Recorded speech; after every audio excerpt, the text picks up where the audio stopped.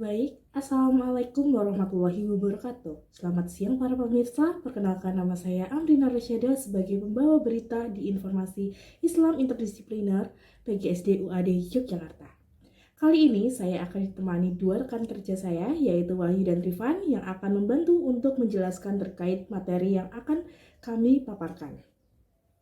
Sebelumnya, izinkan saya untuk menjelaskan terkait materi yang pertama, yaitu tentang Bible, Quran, dan sains modern.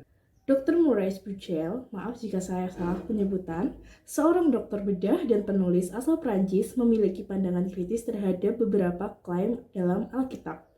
Dia dikenal karena bukunya yang berjudul The Bible, The Quran, and Science.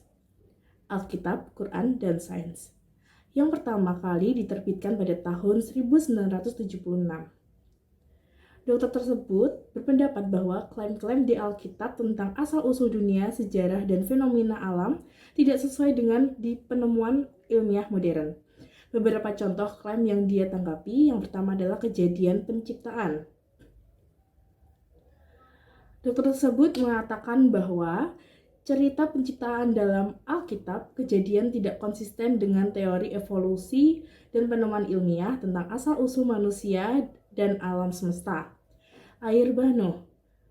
Dia berpendapat bahwa cerita air Bah Nuh dalam Alkitab tidak sesuai dengan bukti geologi dan arkeologi yang ada. Usia bumi. Dokter ini menolak klaim usia bumi yang dihitung berdasarkan silsilah dalam Alkitab, karena tidak sesuai dengan penemuan ilmiah tentang usia bumi yang jauh lebih tua. Peristiwa-peristiwa ajaib. Dokter ini berpendapat bahwa beberapa peristiwa ajaib dalam Alkitab seperti mukjizat-mukjizat Yesus tidak dapat dijelaskan secara ilmiah. Pendapat dokter ini tentu saja menjadi kontroversial dan diperdebatkan oleh banyak orang, terutama oleh orang-orang yang mempercayai Alkitab sebagai kitab suci. Sudut pandangnya tidak penuh mewakili pandangan seluruh masyarakat ilmiah, karena ada juga ilmuwan dan cendekiawan yang percaya pada kesesuaian antara sains dan agama, atau setidaknya melihat Alkitab sebagai kitab yang dapat diinterpretasikan secara simbolis atau alegoris. Baik, untuk penjelasan selanjutnya tentang tauhid di dalam sains yang akan dijelaskan oleh rekan saya, yaitu Wahyu.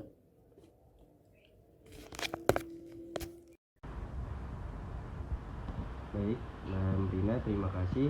Assalamualaikum warahmatullahi wabarakatuh. Perkenalkan, saya Wahyu Mahendra. Di sini akan menjelaskan tentang tauhid dalam sains.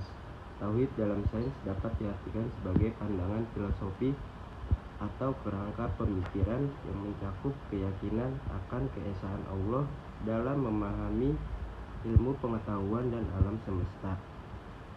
Dalam konteks ini, tauhid mengajarkan bahwa Allah adalah pencipta tunggal dan satu-satunya Tuhan yang berkuasa atas segalanya dalam hal yang ada di alam semesta. Beberapa poin penting tentang tauhid dalam sains adalah sebagai berikut: penciptaan dan hukum alam. Konsep tauhid menegaskan bahwa Allah adalah pencipta alam semesta beserta segala isinya. Sains mencoba untuk memahami hukum-hukum alam yang mengatur cara alam beroperasi. Bagi umat muslim, penemuan hukum-hukum ini dapat menjadi cara untuk memahami cara Allah bekerja dalam menciptakan alam semesta. Keteraturan dan keharmonisasian. Sains mengungkapkan keteraturan dan keharmonisan dalam alam semesta, baik itu dalam pergerakan planet, struktur atom, atau proses-proses biologis. Bagi umat muslim, keteraturan ini mencerminkan kebijaksanaan Allah dalam menciptakan segala sesuatu dengan keselarasan yang luar biasa. Kehidupan dan ciptaan Allah. Sains telah memperluas pemahaman kita tentang kehidupan dan evolusi. Umat muslim yang menerima konsep tauhid meyakini bahwa Allah lah yang menciptakan kehidupan dan mengatur proses evolusi kehidupan di alam semesta. Kajian ilmiah dan religiusitas bagi seorang muslim yang memahami tauhid, mempelajari sains dapat membentuk ibadah dan pencarian ilmu. Mempelajari ciptaan Allah melalui penelitian ilmiah dipandang sebagai upaya untuk lebih mengenal Sang Pencipta dan mengagungkannya. Ketelitian dan akhlak ilmiah. Konsep tauhid mengajarkan pentingnya ketelitian dan kejujuran dalam mencari kebenaran ilmiah. Ilmuwan muslim diyakini harus memiliki akhlak ilmiah yang baik dan berpegang teguh pada integritas dalam penelitian mereka. Sekian dari saya. Wassalamualaikum warahmatullahi wabarakatuh. Terima kasih untuk Saudara Wahyu atas penjelasannya. Untuk selanjutnya dari studio kedua akan dijelaskan materi terkait Muhammadiyah yang akan dijelaskan oleh rekan saya yaitu Rifan. Kepada Rifan saya persilakan. Baik, terima kasih atas penjelasannya Amrina. Baik, saya akan melanjutkan beritanya. Assalamualaikum warahmatullahi wabarakatuh. Perkenalkan, nama saya Rifan Nofriandra yang akan menjelaskan materi tentang pedoman hidup Muhammadiyah. Kehidupan Islam dalam Muhammadiyah. Dalam akidah, setiap warga Muhammadiyah harus memiliki prinsip hidup dan kesadaran imani berupa tauhid kepada Allah Subhanahu wa Ta'ala yang benar, ikhlas dan penuh ketundukan, sehingga terpancar sebagai ibad ar-Rahman yang menjalani kehidupan dengan benar-benar menjadi mukmin, muslim, muttaqin dan muhsin yang paripurna. Setiap warga Muhammadiyah wajib menjadikan iman dan tauhid sebagai sumber seluruh kegiatan hidup. Tidak boleh mengingkari keimanan berdasar tauhid itu dan tetap menjauhi serta menolak syirik, tahayul, bidyah dan khurafat yang menodai iman dan tauhid kepada Allah Subhanahu wa Ta'ala. Dalam akhlak, setiap warga Muhammadiyah dituntut untuk menjalani perilaku Nabi dalam mempraktikkan akhlak mulia sehingga menjadi uswah hasanah yang diteladani oleh sesama berupa sifat sidik, amanah, tabligh dan fatonah. Setiap warga Muhammadiyah dalam melakukan amal dan kegiatan hidup harus senantiasa didasarkan kepada niat yang ikhlas dalam wujud amal-amal sholih dan ihsan, serta menjauhkan diri dari perilaku riya, sombong, israf, fasad, fasyah dan kemunkaran. Setiap warga Muhammadiyah dituntut untuk menunjukkan akhlak mulia sehingga disukai dan diteladani dan menjauhkan diri dari akhlak yang tercela, akhlak al-muzammah yang membuat dibenci dan dijauhi sesama.